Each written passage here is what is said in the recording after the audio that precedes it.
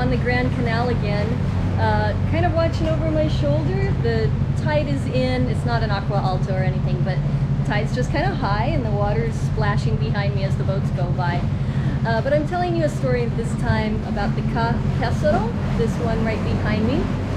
It's actually one of the art museums that has modern art here in the city.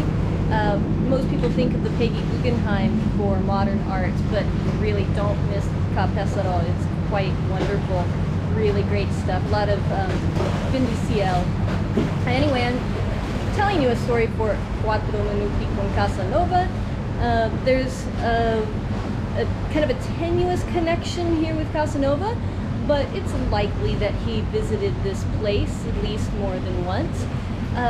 Here's the story. So Casanova, grew up here, was born here, grew up here, was arrested, escaped, left Venice and roamed around Europe for a very long time, and finally came back to Venice when he was a bit older. And during that time, he had his ups and downs. He wasn't quite in the prime of life, and he sort of felt it and had some trouble in London. So anyways, he settled down a little bit more while he was here and rented an apartment with a kind of a girlfriend, Francesca Buschini. I think I've got that right. I'll check my notes.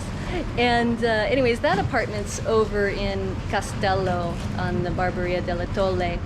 But the owners of that apartment were the family Pesaro that lived here.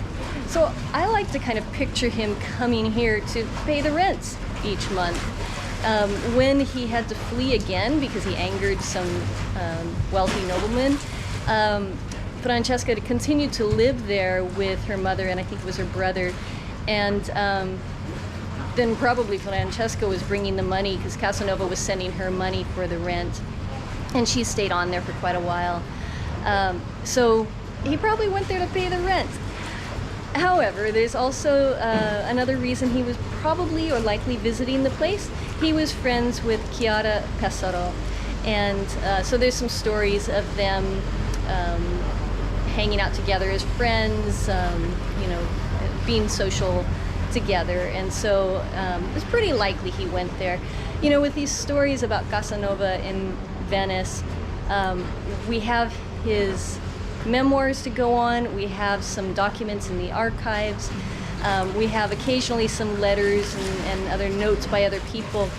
Casanova probably visited many, many, many streets and places in this city. He grew up here and lived here, but we just kind of go by the documentation, and so those are the places that I'm always telling you about. So I like to think that he came here to Pesaro. Thanks for watching another Quattro Minuti con Casanova.